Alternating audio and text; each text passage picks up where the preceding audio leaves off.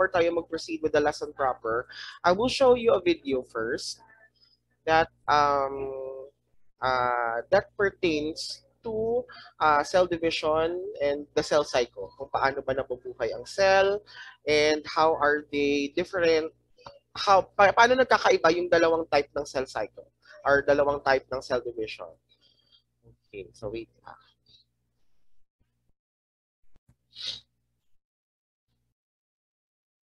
Okay, so ito muna. Nakikita ba yung screen? Nakikita yung video? Okay. There are cells katulad ng egg cell, pwede siyang makita with our naked eye. Parang dumi yung itsura ng egg cells.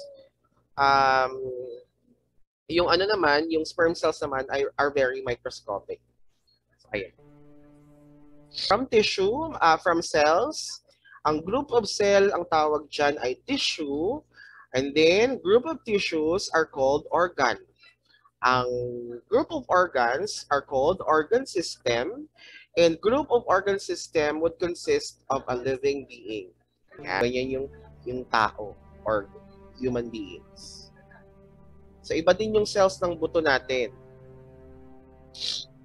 But cells do not live forever. Hindi sila nabubuhay, kaya nga tayo namamatay because of cells having to die. And hindi na sila nagkakaroon ng division.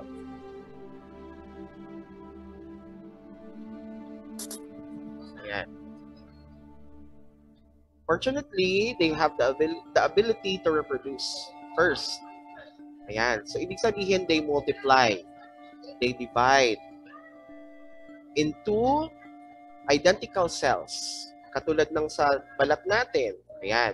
So sa balat natin, kapag nasugatan tayo, ang nangyayari is our cell divides to form para mag-connect with dun sa sugat natin. Mag-connect dun sa other side. That is the power of the cells. So kapag nangyari yon, it would indicate that there is repair.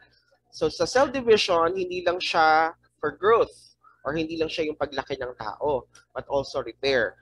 Kaya tayo lumalaki, it's because ang ating cells ay nag-multiply or nagdi-divide or nagre-reproduce. Ayan. Embryo, and eventually will become a baby, a whole human being. Okay. So that is the end of the video. So let's proceed with the lesson na mismo.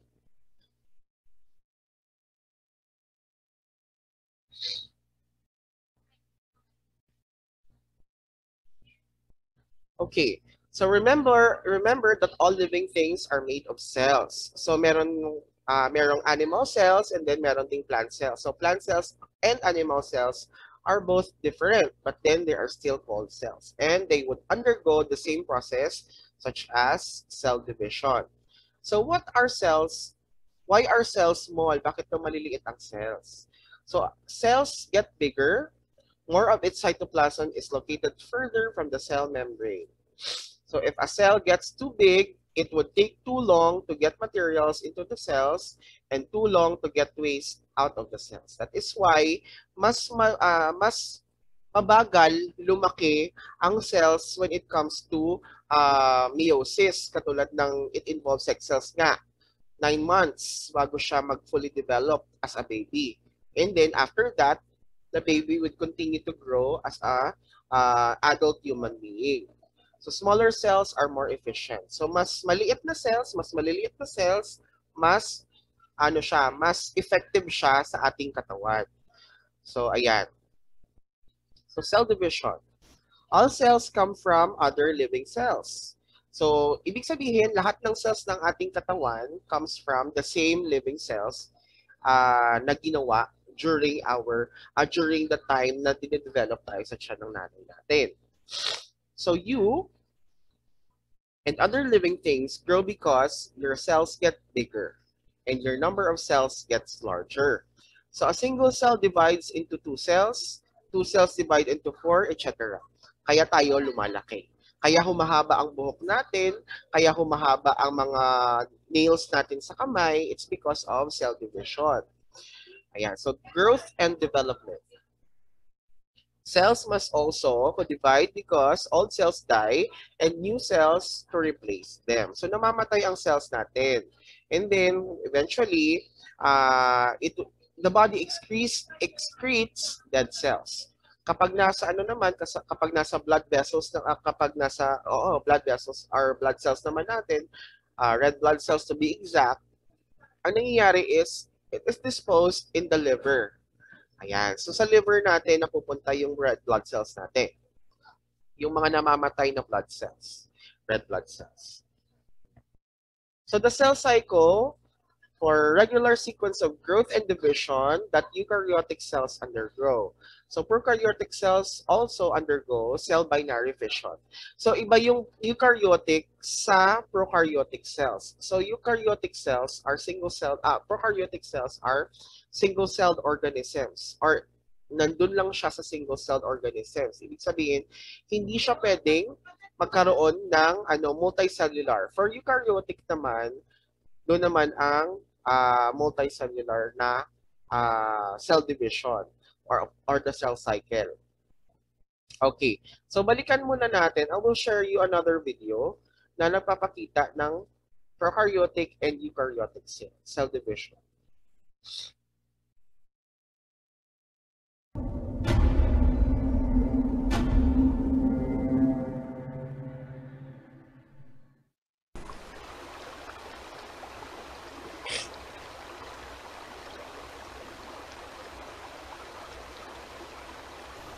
The cell cycle of eukaryotic cells, which is typically much longer than that of prokaryotic cells, is divided into two major phases, interphase and mitosis, or the M phase. Interphase is the stage in the cell cycle in which a cell acquires energy and nutrients from the environment, grows, and duplicates its chromosomes. During mitosis, the chromosomes duplicated during interphase are separated to form two new nuclei. The later stages of mitosis are usually accompanied by a division of the cytoplasm into two daughter cells in a process called cytokinesis. Let's look at each of these phases in turn, starting with interphase.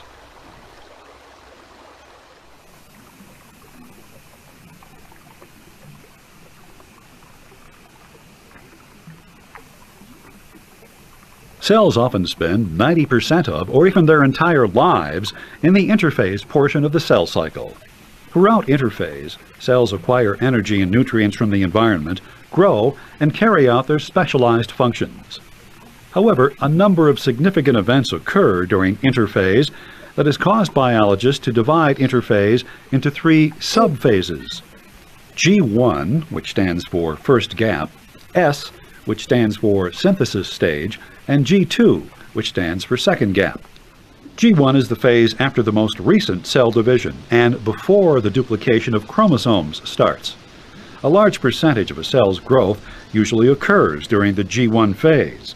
However, some cells, such as the first cells to divide in animal embryos, do so very rapidly, with little or no growth between divisions and virtually no G1 phase.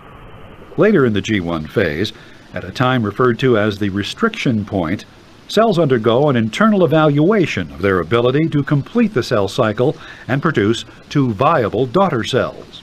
If the evaluation is negative, the cell does not go on to the mitosis phase, but rather exits the cell cycle to enter a non-dividing state called the GO phase. If the evaluation is positive, the cell becomes committed to DNA replication and mitosis. The restriction point can also be thought of as a point of no return for cell division. If a cell is going on to mitosis, it begins to produce proteins called histones that are critical to organizing and condensing chromosomes during mitosis. As the production of histones peaks, the S phase of interphase begins. During the S phase, duplicate copies of each chromosome are synthesized. This process can take quite a while, as many eukaryotes have a large number of very long chromosomes. For example, human cells have to duplicate 46 chromosomes, each 1,000 to 5,000 times the diameter of the nucleus in length when stretched out. After chromosomes are duplicated in the S phase, G2, which is usually the shortest phase of interphase, begins.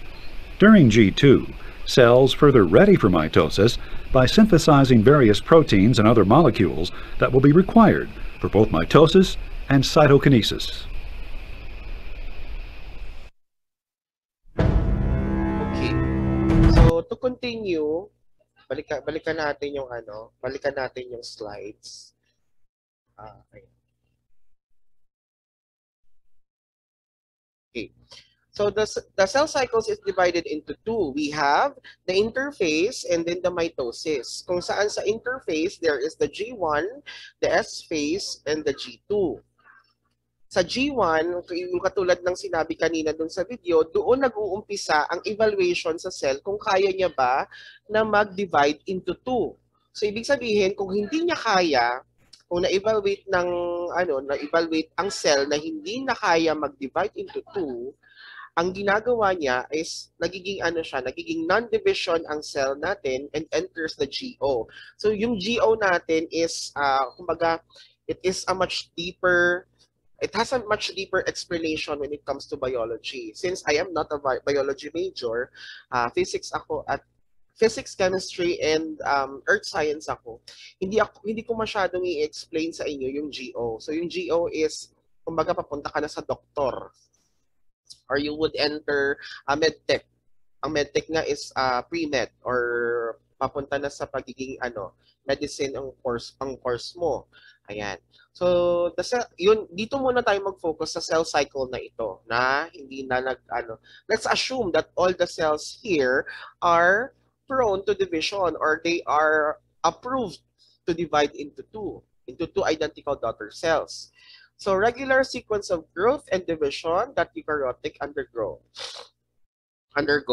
So divided into three main stages. We have the interphase, the mitosis, and then the cytokinesis. So cytokinesis na later on, excuse me, later on pa yan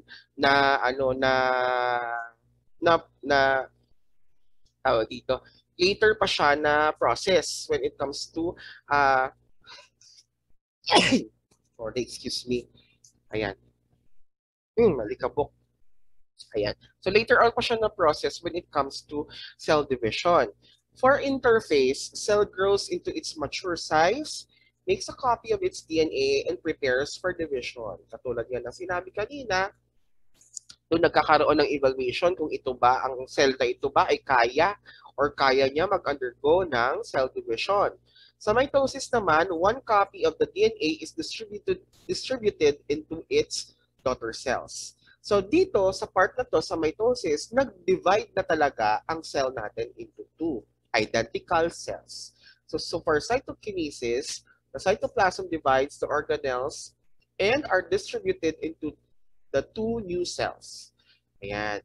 So yung organelles natin or yung makikita nating different parts of the cells ng ating katawan, the cells, ang ibig sabihin ng organelles, parts or yung organ system ng cells. So distributed into the two new cells. Ayan. So nag-divide din yung organelles natin. We have the nucleus, nag-divide yan. We have the mitochondria and so on. But this lesson is grade 6 pa. Ayan.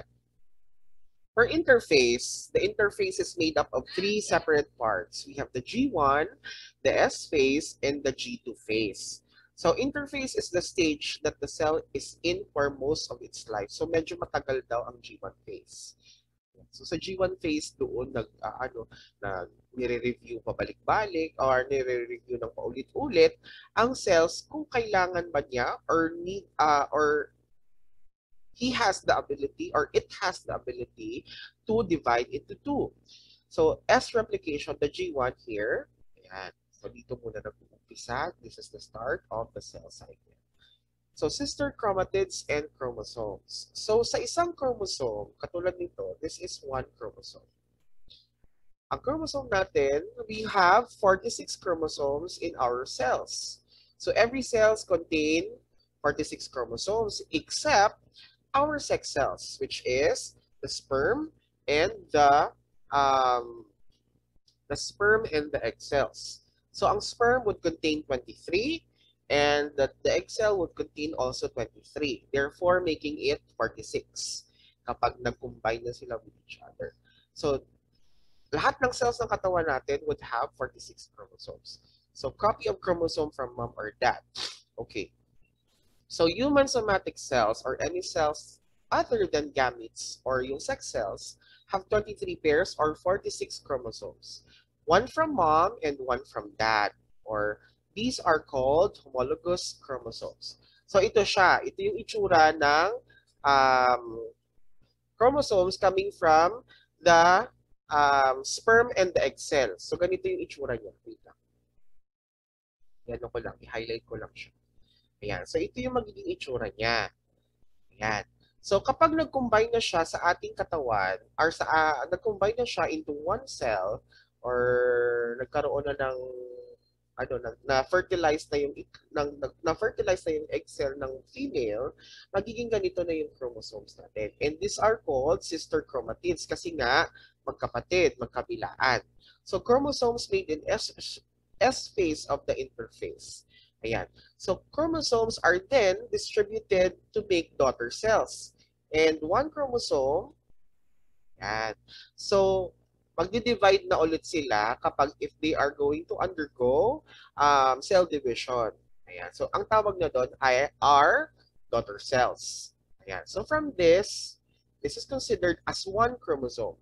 This one is considered two chromosomes or one pair. Or we can call them sister chromatids. And again, nagkakaroon siya ng individual chromosomes. Okay, may tanong po ba before we continue?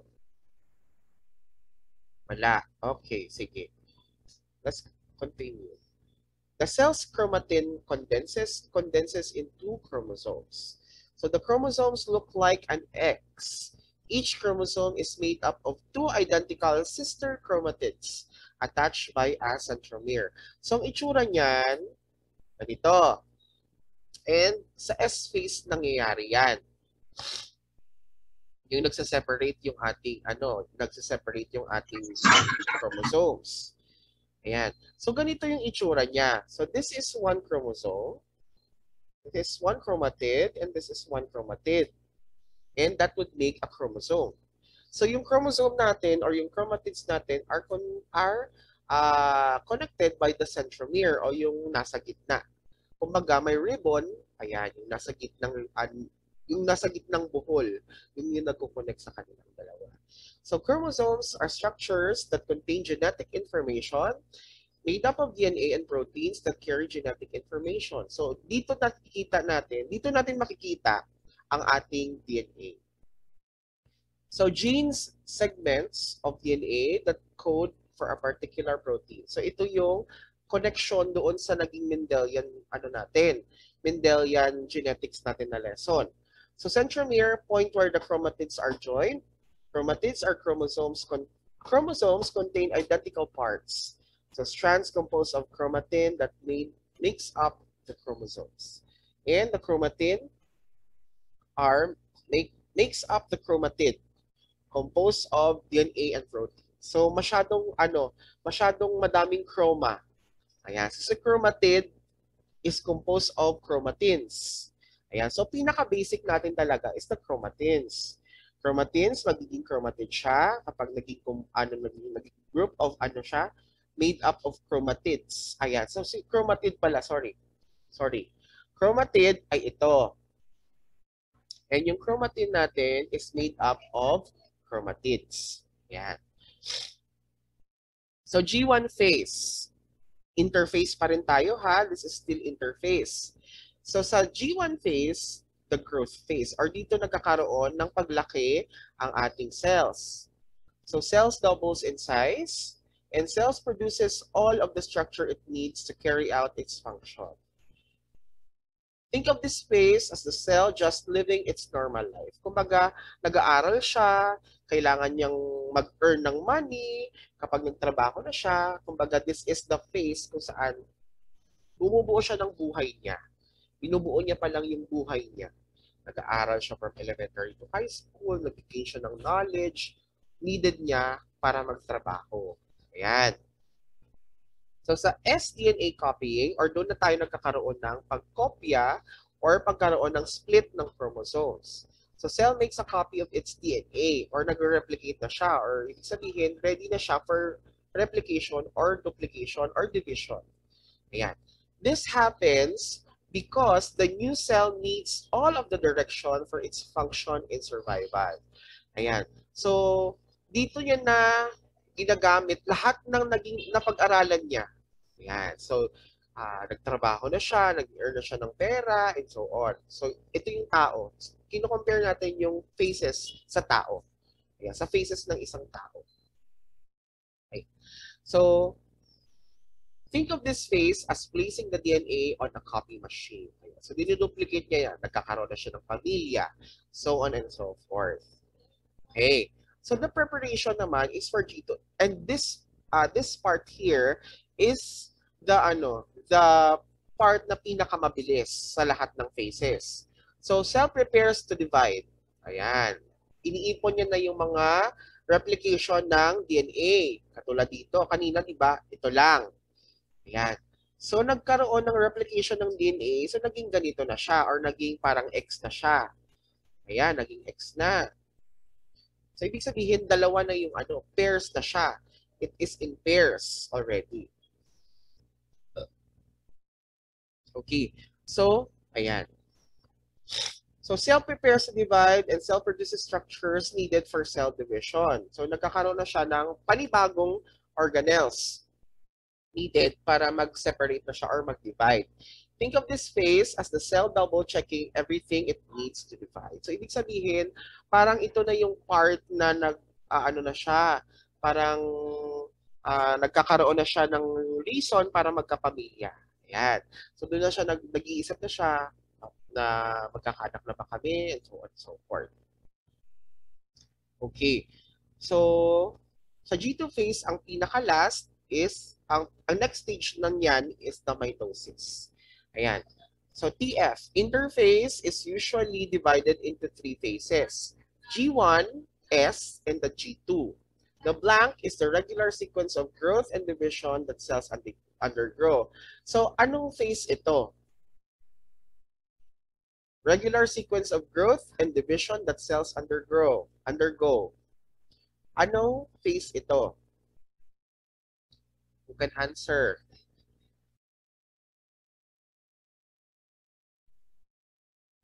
The blank is the regular sequence of growth and division that cells undergo.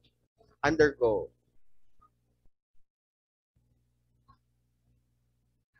answer? What will be our answer here? Anong phase yan? Hula? Walang hula? Walang hula? Yes, go Harold. Sir, G1 po. Okay, sa G1, doon nagkakaroon ang paglaki or the cell doubles in size and it prepares itself for cell division. The next one, number 3, blank is the stage of the cell cycle where the cell grows into its mature size, copies DNA, and prepares to divide. Ayan. Tandaan niyo yung copies DNA. You can answer. Kumukopya na siya ng DNA. Kanina, di ba, lumaki ang cell and ready for division. Now, what will be your answer here? It copies DNA. Ito yung tandaan natin, yung DNA. Yung kumbaga kanina, it prepares itself, it copies, para nagiging copy machine siya. Kung saan dinuduplicate niya lahat ng DNA na meron siya. So, saan doon? Anong phase yun? You can answer. Yes, go ahead, Suminta. Interface po. Ano po?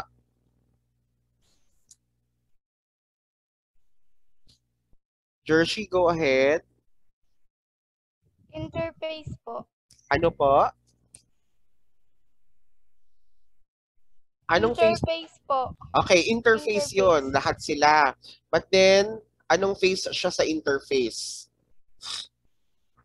Pili ka lang dito sa tatlo. G1, S, or G2. It copies DNA.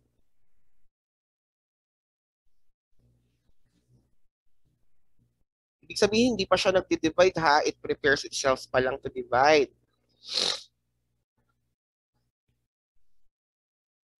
What will be our answer? G1, G2, or S?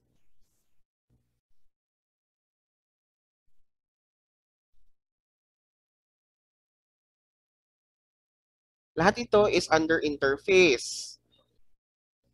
So, anong part doon ang nagka-copy ng DNA?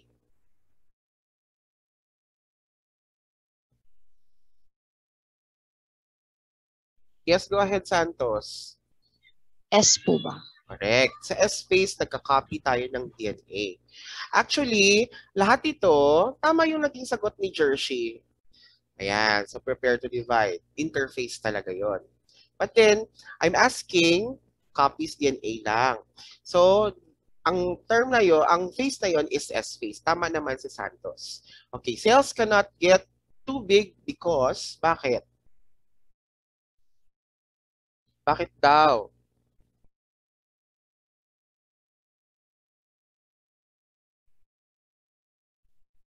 A, B, C, or D?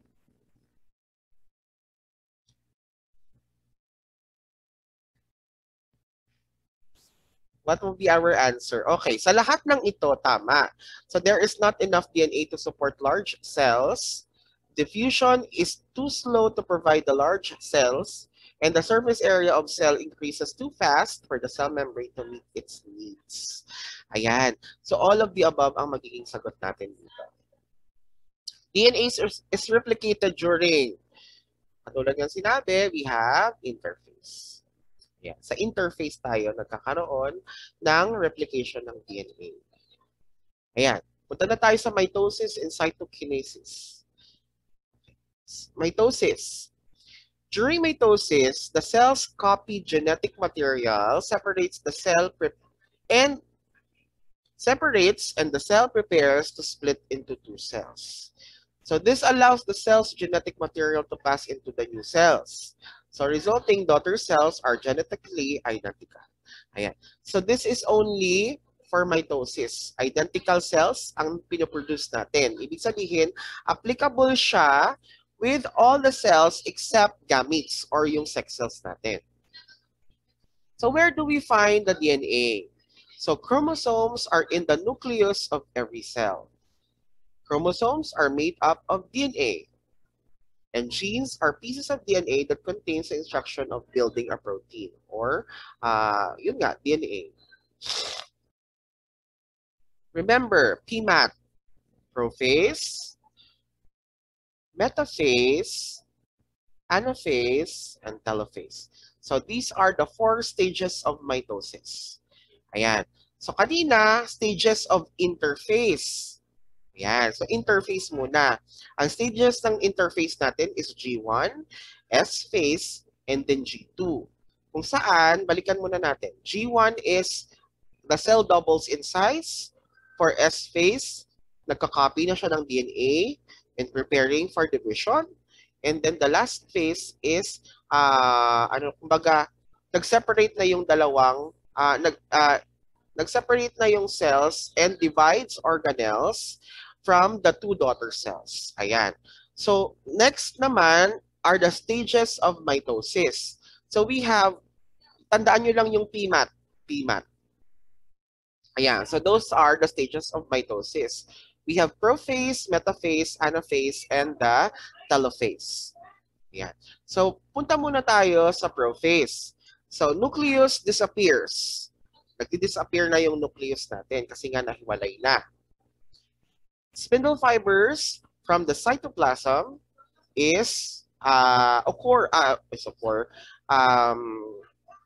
tawag dito, nag-appear. Ayan, so spindle fibers appeared and ready na i-separate yung dalawang chromosomes, yung pairs of chromosomes in the nucleus.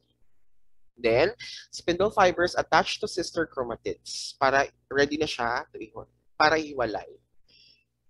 Yan. So dito muna nagkakaroon ng spindle fibers and then first the nucleus disappears. Spindle fibers and then it attaches with the chromatids. Ayan. So, alam niyo naman kung ano na ang chromatids. Ayan. So, chromatids are this. These are sister chromatids. Tag-iisa niyan. Those are chromatids. Next, metaphase. Pag naputol po, please reconnect ha kasi mapuputol na siya. Okay, putulin ko na lang para hindi na tayo ma-istorbo. Please reconnect you with the lesson. Ayan. So, metaphase na tayo. Kasi kanina, di ba, ang prophase is nagkaroon ng spindle fibers, ready na, nag-attach na din siya dun sa ating sister chromatids. For metaphase, punta na tayo sa metaphase. So, ito na yung part kung saan yung spindle fibers would attach on opposite sides. Kumbaga, ito ang spindle fibers natin. Separate na siya into opposite sides of the cytoplasm or cytoplasm. And they line up in the middle of the cells. Yung ating chromatids or yung ating chromosomes nagla-line up in the middle of the cell. Ayan. So, nuclear, vesicle, polar, microtubule, kinetochore. Hindi ko alam kung ano yung mga terms na yan. Ang alam ko lang, the process. Ayan. So, metaphase plate. Andito na sa gitna. Nilalagay sila sa gitna, getting ready for it to divide. And then, the next one is the anaphase. PMAC. P, M, A. Ayan. So, A na tayo. So, spindle fibers begin to shorten. Ayan. Nagsa-shorten na yung spindle fibers. At the same time, hinihila nila yung sister chromatids towards them. And the sister chromatids are pulled to the opposite ends of the cell. So, increasing the separation of spindle fibers na, ready na sila na maghiwalay. And then the last part is the telophase. Nagre-reform ng nuclear envelope. And it will form a new nucleus. Ayan. So, doon na siya nagkakaroon ng panibagong nucleus sa telophase. So, the sister chromatids arrive at the opposite poles of the cell and begin to unravel. New nucleus begins to form. Ayan. So, sa telophase, nagkakaroon ng panibagong nucleus ang ating cells. Ayan. So, balikan muna natin ha. Prophase, nagkakaroon ng pag-appear ng spindle fibers and attaches with the sister chromatids.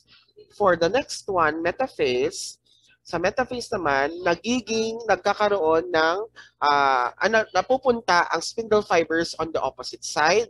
And then, sa anaphase, nagkakaroon ng paghila ng spindle fiber or ng chromatids. Hinihila na yung chromatids on the opposite side, on both opposite sides. Pasensya na. And then, the telophase, nagkakaroon na siya ng panibagong nucleus.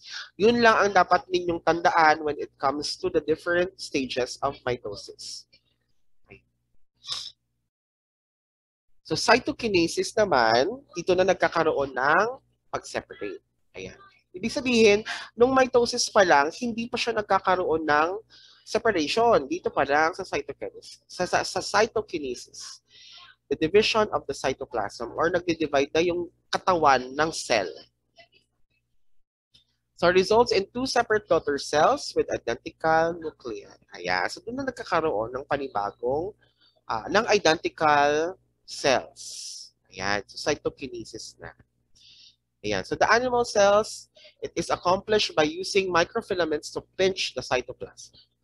So in plants, the cell plates form between the two daughter nuclei. That is why in plant cells, if we are going to observe it in a microscope, magkakadikit ang cells natin. It is because of this. The cell plates from between the two daughter cells are both intertwined. Hindi sila nagsaseparate. While for animal cells naman, nagsaseparate talaga sila. Pero magkadikit pa rin, but then hindi ganun katulad ng plant cells na magkakatabi. Separate lang sila ng cell wall. So that is cytokinesis. So real life cells dividing. Hindi ko ma-open yung yung link na ito. Wait lang.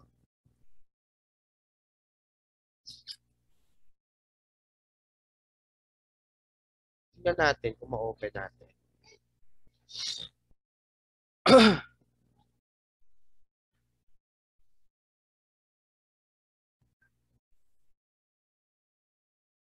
Okay, tingnan natin kung ano, kung kaya ba. Ayun. Ay, hindi. Hindi talaga siya kaya. Okay, so balikan natin.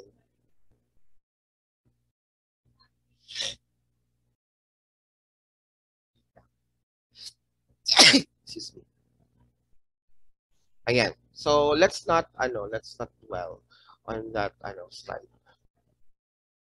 Okay, so let me ask you questions before we proceed with the end of our lesson. Patapos na po tayo. So which phase do cells spend the most time? Saan sila nag-spend based on the three different stages of the cell cycles? We have three: the interphase, the mitosis, and then the cytokinesis. So saan doon sila nag-spend ng most of their time? Dito pala sa mitosis na lang. Mitosis pala muna. Saan yung pinakamatagal? What do you think? Saan yung pinakamatagal na stage in mitosis? Who can answer? Or what are the different stages of mitosis na lang? What are the different stages of mitosis? Tandaan nyo yung PMAT.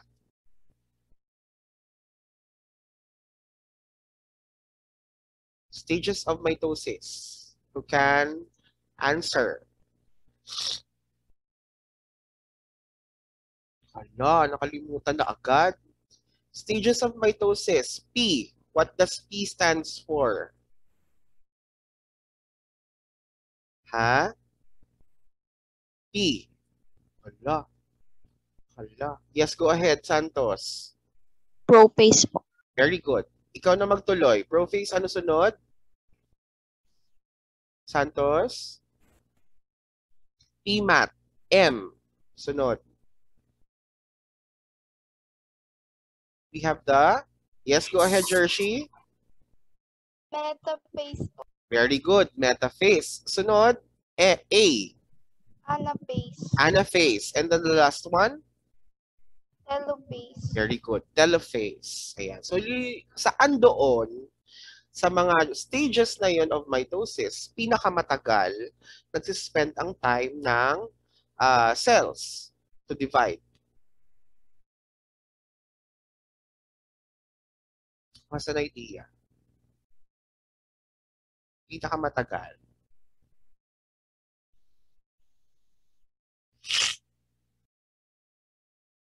Walang maling sagot ha. Just lang. Just try to, excuse me. Just try to answer.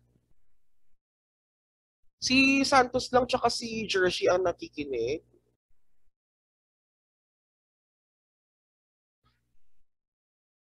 Who can answer?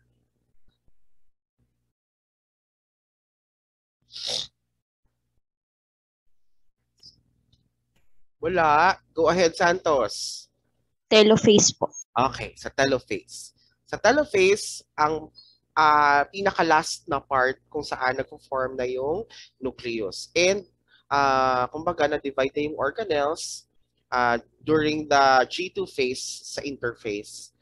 But then, mas tatagal pa rin doon sa telophase. Okay, what are the three stages of interphase? You can answer. Letters lang ito ha. Three stages of interphase. Go ahead, Amparo. G1, S, and G2. Very good. The G1, the S phase, and the G2 phase. Okay. So what kinds of cells go through mitosis? Diba meron tayong dalawang type ng cell? We have the eukaryotic and the prokaryotic. So what kind of cells go through mitosis? Go ahead, Amparo. Eukaryotic po. Eukaryotic cells, correct. So those are the cells that is only applicable for the cell cycles called mitosis. Kasi ang prokaryotic cells would be only fission. So, ibig sabihin, nagsiseparate lang sila ng walang process. Ayan. So, what are the 4 stages of mitosis? Nasabi naman na kanina. And what is the result of mitosis? After ng mitosis, ano yung mangyayari?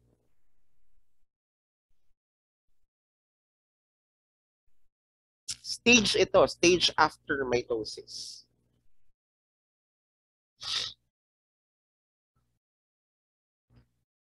Yung last stage ng cell cycle. We have the, can answer. Starts with letter C. Ayan.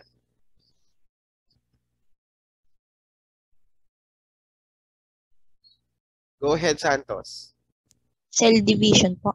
Cell division. Stage po tayo, ha? Kasi ang cell division has different stages. Go ahead, Jersey. Cytokinesis po. Very good. Cytokinesis. Oo, tama. Paano ba ipapronounce yan? Cytokinesis. Ayan. Ayan. So for meiosis, this is a different, ano naman siya. This is an approach with cell division pa rin, but then in a different cell. For meiosis naman, this is applicable for gametes or your sex cells. Okay, so meiosis is the process of cell division that produces haploid gametes, or half the number of chromosomes of human, which is 23. Half of 46 is 23. Ayan. So parent cells, DNA replicates, and 2 daughter cells, 4 and so on. Okay, so the discovery of meiosis in 1882, British cytologist Pierre Joseph Van Beneden found different numbers of chromosomes in different cells. Specifically, he observed the gametes or sperm and the egg cells or the sex cells contain half the number of chromosomes compared to somatic cells or the non-reproductive cells or cells na makikita sa buong katawan natin. Yun yung tawag doon. Somatic cells or kapag somatic cells, non-reproductive cells or ito yung nag-undergo ng mitosis or cell division. Mitosis. For gametes naman, it is meiosis. Ayan. So Van Beneden then proposed that an egg and a sperm fuse to produce a zygote or a fertilized egg. So the zygote contains 2 copies of each chromosome, 1 copy from the sperm and 1 copy from the egg. So these are called homologous chromosomes. Fertilization is the name of the fusion of gametes. Reproduction division. Bilisan ko lang ito kasi konti lang yung nilagay ko sa exam. So since the sperm and egg contains only half the number of chromosomes, they cannot be formed into mitosis. Kasi nga, kapag nag-cell divide sila, 23 pa rin yung magiging chromosomes nila. So dapat maging 46. Kasi kapag kulang, ibig sabihin, magiging kulang din yung tao. Ayan. So makulangan nga lang ng isa, may pangit na result sa hindi naman pangit. There is an abnormality in the daughter cell or the daughter offspring. So meiosis is the process of cell division that produces gametes with half the number of chromosomes as somatic cells. So cell undergoes 2 rounds of cell division. We have meiosis 1 and meiosis 2. Ayan. So humans have 46 chromosomes and their somatic cells. Okay. So the sexual life cycle. Ayan. Wait lang ha. Ayan. So female has diploid 10 and male diploid has 2n. Sorry. 10 man siya. 10, sorry, hindi 10. 2n. Ayan. So meiosis. Unicellular organisms, kapag nag-combine ang egg and the sperm, would combine into a zygote. And then, it would undergo meiosis. Meiosis pa rin ito ha. Ayan, meiosis sila. And then, after meiosis, doon na magkakaroon ng mitosis or growth and development. Growth, repair, and development yung mitosis. Ayan. So, unique feature of meiosis. Following chromosome replication, the homologous chromosome pair all along their length, their process is called synapsis. Ayan. So synapsis daw yung tawag kapag nag-pair na yung dalawang chromosomes ng gametes natin. Okay, crossing over. So while the homologous chromosomes are joined, crossing over occurs. Crossing over is the exchange of genetic material from homologous chromosomes. This causes genetic variation. Doon na nagkakaroon ng pag-crossover or yung pagko-combine ng paternal chromosomes with the maternal chromosomes. That is why we have genetic variation. That is why iba yung mukha mo sa itsura ng parents mo and other people. So doon na papasok yung Mendelian genetics. Ayan. So kung saan namamana mo yung traits ng parents, both parents, mother and father. Ayan. So pag crossing over, doon nangyayari yung exchange or yung pag-combine o yung pag-fuse ng chromosome ng tatay at chromosome ng nanay with each other. And yun yung ibibigay sa'yo. Hindi pwedeng separate yung tatay tsaka yung nanay. Okay, synapsis and crossing over. Synapsis is the pairing of the homologous chromosome. So, ibig sabihin, pinipair sila. So, 23 sa nanay, 23 din sa tatay. So, pinipair yun para maging 46. And then, doon nagkakaroon ng crossing over. Or yung pagkakaroon mo ng trait from both parents. Ayan. Then, the next one is the reduction division. So the chromosomes are not copied in between the two divisions. So at the end of meiosis, each cell contains 1/2 the genetic material, ibig sabihin haploid, 1 genetic material of the parents. So ibig sabihin kalahati ng nanay, kalahati din ng tatay. So meiosis, reduction division, dito nangyayari yung meiosis 1, kung saan homologous muna or the interface, yung pagko-combine 2N and 2N that will make 4N. So yung daughter nuclei natin magiging ganito, doon na magkakaroon ng meiosis 1. N is haploid and 2N is diploid. Doon magkakaroon ng crossover. Ayan. Crossing over pala dito pala. Interface 2N. And then 2N. Pag N lang, haploid. Pag 2N, diploid. Ayan. And then, daughter of nuclei 1. Ayan. Dito na nagkakaroon ng pag-separate ng ating cells or nag-duplicate na yung cells natin. Meiosis 1 and then meiosis 2 and so on. So, preceded by interphase, chromosomes are replicated to form sister chromatids. So, sister chromatids are genetically identical and joined at centromere. So, single centrosome replicates forming 2 centrosomes. Ayan. So, interface pa din. But then, ang chromosomes mo are pairs na from your parents. Hindi katulad ng interface na somatic cells. Balikan muna natin. Yan. So, somatic cells na kung saan identical chromosomes din, but then not coming from parents. Ayan. So, coming from living cells na mismo ng katawan mo. Ayan. So, ganun din ang nangyayari. Pareho lang din with mitosis. Yung pagkakaiba lang is synapsis and crossing over. Ayan. So, the same lang din. Anaphase 1, metaphase 1, prophase 1, metaphase 1, anaphase 1, and then telophase 1. Okay, so at the end of meiosis, you have made 2 cells. So each cell contains a haploid number of chromosomes, 1 copy of each chromosome. For humans, each haploid cell has 23. No DNA replication occurs between meiosis 1 and meiosis 2. So meiosis 2 resembles normal mitotic division. Ayan, so the same lang din. So ibig sabihin sa meiosis 1, hindi nagkakaroon ng duplication of DNA. It is both DNA na magkaiba. Ayan, so copy of each chromosomes na meron ang tatay at meron ang nanay. So hindi nagkakaroon ng duplication but then magkaiba yung magiging magiging cell. For meiosis 2, doon na magkakaroon ng duplication ng cells. Ayan. Ayan. So telophase 2. Ayan. At the end of meiosis 2, there are 4 haploids. Kanina 2 haploids tayo. So for human, each haploid cell has 23 chromosomes. No 2 of these haploid cells are alike due to crossing over. So ibig sabihin, magkakaiba. But then it carries still the DNA of both parents. Okay. So what kind of cell does mitosis produce? Ibig sabihin, this one, what kind of cell does mitosis produce? It produces 2 different cells. Ayan. So, hindi siya copy. Kumbaga, it is 2 different cells or 2 haploids. So, how many chromosomes do human haploid cells have? They have 23. And then yung mga tanong na yan, they have 23 for each haploid.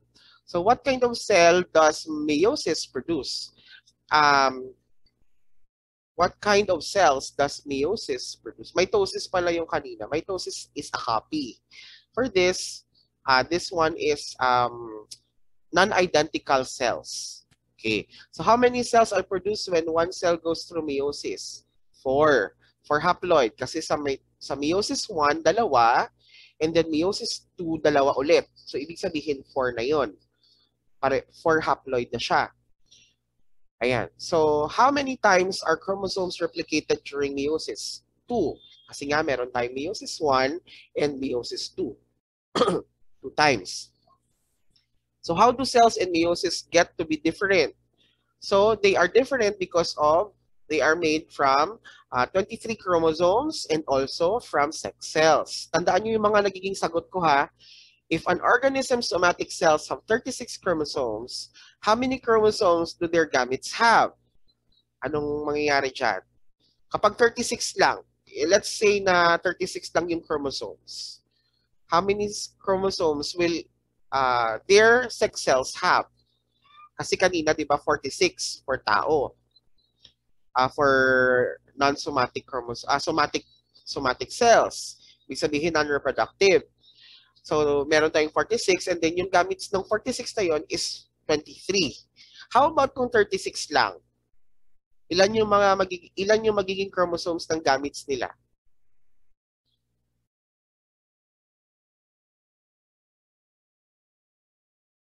Ilan yung magiging chromosomes?